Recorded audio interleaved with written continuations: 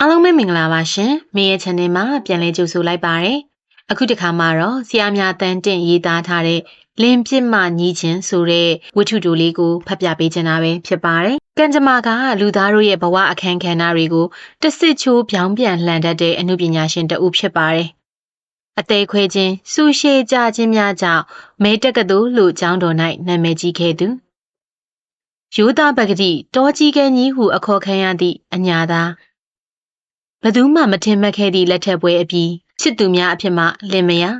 ထို့နောက်ချစ်ချင်းငတ်သောစီးပွားဖက်များအဖြစ်သို့ပြောင်းလဲသွားသည့်နှစ်ပေါင်းများစွာကြာမြင့်သောဤဇက်ခုံပေါ်တွင်မြည်သူကအနိုင်ရသူမြည်သူကအရှုံးသမားဖြစ်သည်နည်းဆိုတာကိုတယောလှောင်ပြောင်သောလေတံဖြင့်ပုံဖော်ထားသည်လင်ပြစ်မှညီချင်းရုပ်ပုံလွှာအားနားဆင်ကြပါစို့လားရှင်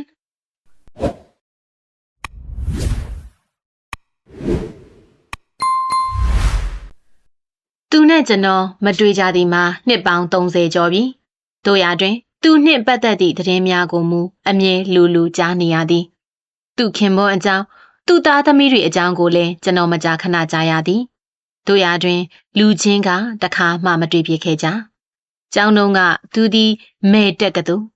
ရုပ်ချောသည်ဆိုရှည်ကြသည်ရီးစားများသည်ဟုနာမည်ကြီးခဲ့ဘူးသည်ရုပ်ချောပြီးဆိုရှည်ကြတော့ရီးစားများသည်ဆိုသည်မှလည်းဟုတ်ပေလိမ့်မည်ကျွန်တော်သိသလောက်ပင်သူ့ရီးစားက4-5ယောက်ထိုရီးစားများကိုသူကားကြီးစွန့်ပစ်ခဲ့သည်ဖြစ်သည်ကြံရစ်ခဲ့သူတို့မှာအသေးကွဲကြံရစ်ခဲ့ကြသည်တချို့ဘွဲမရတော့ဘဲကျောင်းကလွင့်သွားကြသည်တချို့အရက်သမားကြီးတွေဖြစ်သွားကြသည်တချို့မိန်းမမှန်သမျှကိုစိတ်နာသွားကလူတော်တို့ပင်မတိုးတော့ပဲဇက်မြုပ်နေသွားကြသည်သူကကျောင်းတွင်ပေါ်ပြူလာဖြစ်သည့်အထဲတွင်ထိတ်တန်းကပါသည်ကာပွဲတွေပါတီတွေကိုတက်သည်သူနှင့်နိုင်ငံသားတဦးဤဇလန်းကိုထိုစင်ကထုတ်ဝေသည့်သတင်းစာတစ်စောင်ကပင်စောင်းပါလိုဝိတ္ထုလိုလုပ်၍ရေးခဲ့ဘူးသေးသည်ထို့နောက်တွင်သူသည်မထင်မရှားလူတစ်ယောက်နှင့်လက်ထပ်လိုက်သည်ထိုလူနှင့်လက်ထပ်မည်ဟုမည်သူကမှမထင်ခဲ့ထိုသူကရိုးကုတ်နေတတ်သူတက္ကသိုလ်သို့ရောက်လာသည့်တိုင်တက္ကသိုလ်ကျောင်းသားနှင့်နည်းနည်းမှမတူသူအညာတော်ရွာတရွာမှဖြစ်ပြီးမိဘကလည်းတောင်သူမျိုးရိုးတွေကဖြစ်သည်သူတက္ကသိုလ်သို့ရောက်လာသည်ကပင်မိဘများထောက်ပံ့နိုင်၍မဟုတ်စာတော်ပြီးစကောလာရှစ်ရသဖြင့်တက္ကသိုလ်တွင်နေနိုင်ခဲ့ခြင်းဖြစ်သည်သူကဘိုးဆန်တလောက်အနောက်တန်းဆန်တလောက်ထိုသူကမြန်မာဆန်သည်သူက convince ခေါ်သည့်သာသနာပြုကျောင်းထွက်ဖြစ်၍ဒွတ်တက်ရွှတ်ချက်ချင်းမိုးမွန်အောင်ပြောနိုင်သလားထိုလူကအင်္ဂလိပ်စကားတခွန်းပြောလျင်အားလေးရှာလေးကြီးဖြင့်ဒီတော့ကသူကကျောင်းမှာပေါ်ပြူလာအဖြစ်ဆုံးမှုကျောင်းသားတိုင်းလိုဤပါဇက်ဖြားတွင်သူ့အမည်သည်ရေပန်းစားခဲ့သည်ထိုလူကအင်္ဂလိပ်စကားတခွန်းပြောလျင်အင်းအားအဝါဟုလေးတီလေးကန်ပြောတတ်သဖြင့်တောကြီးကန်းကြီးအာသံနှင့်တူးနေသည်ထို့ကြောင့်ကျွန်တော်တို့တငယ်ချင်းတတိုက်ကသူကိုတောကြီးကန်းကြီးဟုခေါ်ခဲ့ကြသည်သူသည်တက္ကသိုလ်တွင်ရီးစားတွေအများကြီးထားခဲ့ပြီးနောက်လက်ထက်တော့တောကြီးကန်းနှင့်လက်ထက်သွားခဲ့သည်အားလုံးအံ့အားသင့်သွားအောင်နားမလည်နိုင်ဖြစ်နေကြသည်လှဲကျူးအထမ်းခိုင်းသည်ဟုတချို့ကဆိုကြသည်တို့ရာတွင်သူကတော့ဘာမှမမှုပါထိုလူနှင့်ပင်ခက်တီပေါင်းသင်းနေခဲ့ကြသည်သူတို့၏အိမ်ထောင်ရေးသည်ဘာမှကြာမည်မဟုတ်ဆလဲဝင်ဖင်မမဲခင်ကွဲကြလိမ့်မည်ဟုအများကထင်ကြီးပေးခဲ့ကြသည်တို့ရာတွင်ဘာမှမဖြစ်ပါသူတို့အိမ်ထောင်ရေးသည်တာယာသူကလည်းထိုလူကိုချစ်မြတ်နိုးပုံရသည်ထိုလူကလည်းသူ့ကိုမြတ်နိုးသည်သူတို့မှာသားသမီးတွေထွန်းကားကြသည်သူတို့သားသမီးတွေကလည်းလိမ္မာရေးချရှိကြသည်ဟုကြားရသဖြင့်ကျွန်တော်တို့ဝမ်းသာကြရသည်စေတက္ကသိုလ်တို့ဝိဇ္ဇာသိပ္ပံတို့မှာဘွဲ့တွေရကုန်ကြသည်သူတို့အိမ်ထောင်ရေးဘဝကိုကြည့်ရသည်မှာချမ်းမြေ့ရိပ်မြုံလေးတစ်ခုအသက်လည်း50ကျော်ကုန်ကြပြီထိုတော်တွင်သူနှင့်ကျွန်တော်ပြန်၍အမတ်တမဲ့စုံမိကြသည်သူကနှုတ်ဆက်တော့မှပင်သူမှန်းတည်တော်သည်သူ့ရုပ်သွင်းကိုလည်းကြည့်ပါဦး ငယ်ငယ်တုန်းကဝင်းဝါဖြူဖွေးနေသောအသားအရည်သည်ညှိုးနှွမ်း၆ခန်းစာပြုနေပြီမျက်နာတွင်မှဲ့ချောက်တွေတင်းတိတ်တွေစွန့်ထင်းနေပြီငယ်ငယ်ကတွေ့တွေ့လျလျနှင့်ကြည့်၍ကောင်းသောသူခန္ဓာသည်ဝဝဖိုင်ဖိုင်ကြီးဖြစ်နေပြီငယ်ငယ်ကစကဝါပန်းခိုင်လိုဝါဝင်းသောလက်မောင်းများသည်အခုတော့ရော့ရဲတွေးကြကအစီတွေအင်းနေလေပြီမျက်နာကလည်းခက်အေးအေးဖြစ်နေလေပြီငယ်ငယ်တုန်းကလိုတွေ့လျချောမောခြင်းမရှိတော့သူကကျွန်တော်အနီးမှာလာထိုင်ပြီးနှုတ်ဆက်ရင်းရှေးဟောင်းနှောင်းဖြစ်တွေယခုလက်ရှိကိုရေးကိုဓာတွေကိုပြောပြသွားသည်ပြောနေရင်လဲသူ့ဖြစ်ကိုသူသဘောကြကတဟင်းဟင်းရီးနေသည်နာကြီးဟန်မရှိနောင်တတန်ဝေကရဟန်မရှိလောကကြီးတွင်ဖြစ်သည်မြအကြောင်းအကောင်းကြီးဟုသဘောထားဟန်ဖြင့်သူကရီပြုံပြုံပြောပြသည်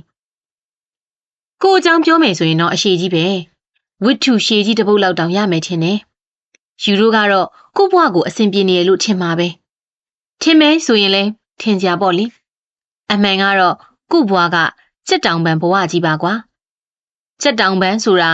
အမွှေးကိုဖွထားတော့ကြီးတယ်လို့ထင်ရတာပေါ့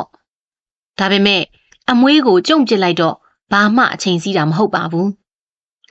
ကျောင်းကထွက်တော့ကိုသူနဲ့အိမ်ထောင်ကြတယ်လေဒါကိုယူလဲတည်သားပဲသားသမီးတွေလည်းထွန်းကားခဲ့ပါတယ်ခုဆိုကိုသမီးအကြီးကဆရာဝန်ကိုသားအကြီးကအင်ဂျင်နီယာတင်မောလိုင်းတစ်ခုမှလိုက်နေတယ်နိုင်ငံသားသူတယောက်နဲ့အိမ်ထောင်ကြလို့သားလေးတယောက်တောင်ရနေပြီကိုမြည်ဦးဆိုပါတော့သူကတော့မြမပြည်ကိုပြန်လာတော့မယ်မထင်တော့ပါဘူးသမီးအကြီးကတော့ခုထက်ထိအိမ်ထောင်မကြသေးဘူးအပြိုကြီးဘဝနဲ့နေကဆေးရုံတရုံမှာရောက်နေတယ်သားအလက်တယောက်နဲ့သမီးအငယ်တယောက်ကတော့စိုးလွန်းလို့ကိုရောသူရောမနိုင်လို့လက်လွတ်ထားရတယ်အိမ်ပြန်ပြီးအိတ်ချင်တဲ့အခါမှအိတ်တယ်တခါတလေမှတလကိုးတဲ့အိမ်ကိုပြန်မလာဘူး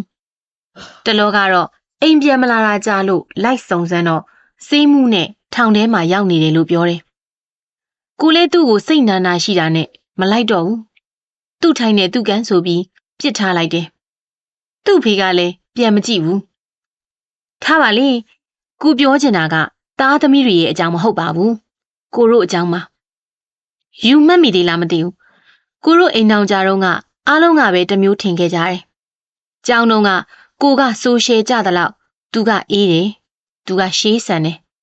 ကိုကအပေါင်းအသင်းများသလောက်သူကအပေါင်းအသင်းနေတယ်ဒါကြောင့်ကိုလင်ရကန်ကောင်းပြီးသူမယားရကန်ဆိုးတယ်လို့ထင်ခဲ့ကြတယ်သူ့ကိုလှဲကြိုးဝင်အထမ်းခိုင်းတယ်လို့တောင်တချို့ကထင်ခဲ့ကြတာကိုနဲ့အိမ်ထောင်ကြရင်သူစိတ်ဆင်းရဲမယ်ကိုကပွေပြီးသူ့မှာကလေးတွေတိုးလို့တွဲလောင်းနဲ့ဒုက္ခရောက်နေမယ်လို့ထင်ခဲ့ကြတယ်သူနဲ့အိမ်ထောင်ကြပြီးတော့ကိုတို့နေပြောင်းရတယ်လေအဲ့တုန်းကသူကအရာရှိလေးပေါ့နေမဆိုတော့ယူလူကဘာဖြစ်တယ်ထင်တယ်လေကျောင်းတုန်းကလို့မဟုတ်တော့ဘူးဆရာကြီးအရက်ကလေးပါလေးတောက်တက်လာတယ်အရင်တုန်းကအရက်ဆိုရင်အနံ့တောင်ခံနိုင်တဲ့သူမဟုတ်ဘူးနေရောက်ပြီးအရာရှိဖြစ်တာနဲ့အရက်တော့ညနေတိုင်းရင်ကလတ်တက်ခေါက်တီးရိုက်ဆိုတာတွေလှုပ်လာတယ်ဒါလဲကို့ဖို့ဒီလောက်အရေးမကြီးလာပါဘူးအရာရှိဆိုတော့ဒီလိုပဲနေမှာပေါ့ဒါမှအပေါင်းအသင်းတို့ဘာလို့လဲစက်မှာပေါ့ကိုလားကိုကတော့ဒီလောက်ဆိုရှယ်မကြနိုင်တော့ပါဘူးသားသမီးတွေမွေးလာတော့သားသမီးကိုပြုစုစောင့်ရှောက်ရတာနဲ့အိမ်မှုကိစ္စလုပ်ရတာနဲ့ဆိုတော့ကို့မှာအားရတယ်လို့ကိုမရှိပါဘူးနည်းနည်းပါးပါးပြင်းရင်အားရင်တော့မင်းကတော်ရဲ့ပိုကာဝိုင်းကလေးဘာလေးကိုတော့ရောက်တာပေါ့ဒီလောက်ပါပဲလူတွေကထင်ကြတာဟာကိုဟာချစ်အမျှဇက်ကားတွေကမမမြင့်လို့ဖြစ်ပြီးသူကအဲ့ဒီဇက်ကားတွေကကိုတင်မောင်းလို့ထင်ကြမှာပဲကိုတို့ငယ်ငယ်ကတင်မောင်းနဲ့မေရှင်တို့မေမြင့်တို့ပါတဲ့ချစ်အမျှဇက်ကားကိုကြည့်ရတယ်မဟုတ်လားကိုတင်မောင်းကအိမ်ထောင်ရှင်လူယိုကြီးမေမြင့်ကငယ်ငယ်ချောချောဆိုရှယ်တိတ်ကြတယ်နောက်ဆုံးမေမြင့်ကလူတယောက်နဲ့ကြိုက်ပြီးထွက်ပြေးတယ်လေတကယ်ကတော့ကိုဟာချစ်အမျှဇက်ကားတွေကမေမြင့်မဟုတ်တော့ဘူးသူကလည်းချစ်အမျှတွေကကိုတင်မောင်မဟုတ်တော့ဘူးအရက်ကလေးတမျှမျှနဲ့အချိန်ကုန်တော့တာပဲမူလာရင်လဲကိုเจ้าတုံးကရီးစားများခဲ့တာကိုပြန်ပြောပြီးကိုရန်လောက်လာတယ်အဲ့ဒီမှာလင်မယားတစ်ချက်ချက်ဖြစ်ကြတယ်ဒါပေမဲ့အခုဟာက ချစ်မြတွေကနေပြောင်းပြန်ဖြစ်နေတယ်ကိုကချစ်တတ်တဲ့အိမ်အောင်ကိုထိမ့်သိမ့်တတ်တဲ့အိမ်ရှင်မဖြစ်နေပြီးသူကအပျော်ကျူးတဲ့လင်းယောက်ျားဖြစ်နေတယ်ကိုတို့ဘဝတွေဟာတစစ်ချိုးပြောင်းပြစ်လိုက်တယ်လို့ပြောင်းပြန်ဖြစ်သွားကြတယ်အခုလားကိုပါရမီမာနေတယ်လေအပြင်ပန်းကြည့်ရင်တော့ကို့အခြေအနေကကောင်းပါတယ်တိုက်နဲ့ဝင်းနဲ့ခြံနဲ့ကားနဲ့အိမ်မှာဆိုလဲလူလီသေးမရှိပါဘူးအိမ်ဖော်တွေ3-4ယောက်နဲ့အားလုံးစင်ပြေပါတယ်အဆင်မပြေတာတစ်ခုပဲရှိတယ်ကို့မှာအားလုံးပြည့်စုံပေမဲ့ तू မရှိဘူးပေါ့တနည်းပြောရရင်အချစ်မရှိဘူးပေါ့ तू ကဘယ်သွားနေလဲဟုတ်လား तू ဘယ်သွားနေရမှာလဲ तू ကစမောကလေးနဲ့နေတာပေါ့စမောကလေးတောင်းမှဒါကနံပါတ်1မဟုတ်ဘူးကိုတီးတလောက်နံပါတ်3တရားဝင်စမောနံပါတ်3တရားမဝင်တဲ့စမောတွေဘယ်နှယောက်ရှိမဲဆိုတာတော့ကိုမသိဘူး तू ကို့ကိုထောက်ပံ့ပေးတယ်လေတလကိုအိမ်စရိတ်အတွက်ဆိုပြီး9000ထောက်ပံ့တယ်ဒါလောက်များထောက်ပံ့နိုင်အောင်ဘယ်ကဝင်ငွေရှိတယ်လဲဆိုတာတော့ကိုမသိဘူးသိအောင်လည်းမစုံစမ်းဘူးဒါကကို့အလုံးမမဟုတ်တာဘာစုံစမ်းစရာလိုတလဲအရာရှိဘဝကပင်စင်ယူပြီးအခုနိုင်ငံခြား rap လုပ်နေတော့ तू ရတဲ့ဒေါ်လာအန်းနီးတွေကတရားဝင်မဟုတ်လားဒီတော့ तू ထောက်ပံ့နိုင်မှာပေါ့ပြီးတော့ကိုရုနှစ်ယောက်နာမည်နဲ့ထားတဲ့အိမ်နှလုံးလဲရှိသေးတယ်နိုင်ငံခြားတန်ယုံကိုငှားလို့တလကိုအိမ်တစ်လုံးဒေါ်လာ1000ရတယ်နှလုံးဆိုတော့ဒေါ်လာ2000ပေါ့ဒီဒေါ်လာ2000ကိုတော့သူ့နာမည်နဲ့ကို့နာမည်နဲ့တွဲပြီးဘဏ်မှာအကောင့်ဖွင့်ထားတယ်စီးပွားရေးအနေနဲ့ကြည့်ရင်ကို့အတွက်ဘာမှတော့မပူပင်ရပါဘူးဒါပေမဲ့ယူရိုစာရေးဆရာတွေပြောတယ်လို့ပြောရရင်အချစ်တော်ငတ်တာပေါ့လေအသိနှလုံးမှာတော့ဒဏ်ရာရတာပေါ့ဒါပေမဲ့ကိစ္စမရှိပါဘူးဒါလောက်တော့ကိုခံနိုင်ရှိပါတယ်ဒီအရွယ်ရောက်မှတော့အချစ်တို့အသိနှလုံးတို့ဘာလို့ပြောရင်လဲလူရည်စရာပေါ့ကလေးတွေပြောတယ်လို့ကြီးမှဝက်သက်ပေါက်တာမျိုးပဲဖြစ်မှာပါကိုကတော့ငယ်ငယ်ကဝက်သက်ပေါက်ပြီးလို့နောက်ထပ်ပေါက်เสียအကြောင်းမရှိတော့ပါဘူးသူကသာကြီးမှဝက်သက်ပေါက်တာသူ့စမောကလေးလားတွေ့ပါတယ်ကိုတို့အတီတွေကပါတခြားကမဟုတ်ပါဘူးသူ rap လုပ်တော့အတွင်းရင်မှုဆိုလားဘာလား3ယောက်လောက်ငှားထားတယ်လေကိုကပြောပါသေးတယ်အတွင်းရင်မှု1ယောက်လောက်ရှိရင်တော်ပြီပေါ့လို့ဒါပေမဲ့မဟုတ်ဘူးတဲ့သူကလိုတယ်သူ့မှာအလုပ်တွေတိတ်များလို့1ယောက်ထဲနဲ့မနိုင်ဘူးတဲ့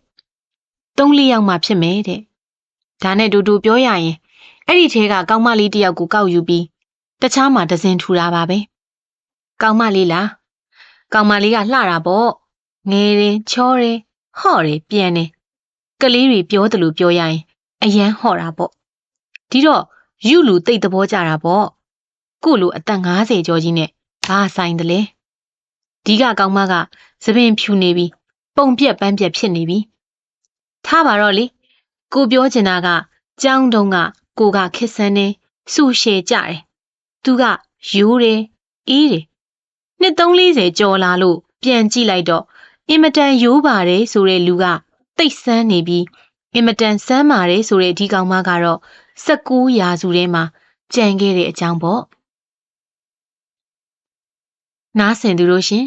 ဆရာမြတန်းတင့်ရေးသားထားတဲ့လင်းပြစ်မှညီးချင်းဆိုတဲ့ဝိထုတိုလေးကိုနားဆင်ကြရတာပဲဖြစ်ပါတယ်ချမ်းသာကြွယ်ဝခြင်းအိမ်ချမ်းမြေများပိုင်ဆိုင်ခြင်းလူတော်တိုးခြင်းများဟာဘဝရဲ့လိုအပ်ချက်အားလုံးကိုဖြည့်ဆည်းပေးနိုင်ပါရဲ့လားခင်မွန်းဖြစ်သူကကြီးမှဝက်သက်ပေါက်သူအဖြစ်ပျော်ပါနေတာကိုပတ်စံအားဖြင့်ခံနိုင်ရရှိကြောင်းသူမကဂုဏ်ယူစွာနဲ့ပြောပြနေပါတယ်ဒါပေမဲ့လည်းသူမရဲ့ရုပ်သွင်းအိုမင်းမှုသားသမီးများရဲ့လမ်းပြောင်းမှုနဲ့အချစ်ငတ်မွတ်နေရသည့်အဖြစ်တို့ကငွေကြီးနောက်ွယ်မှစိတ်ဝိညာဉ်ဤဆင်းရဲခြင်းကိုမိမောင်းထိုးပြနေတာပဲဖြစ်ပါတယ်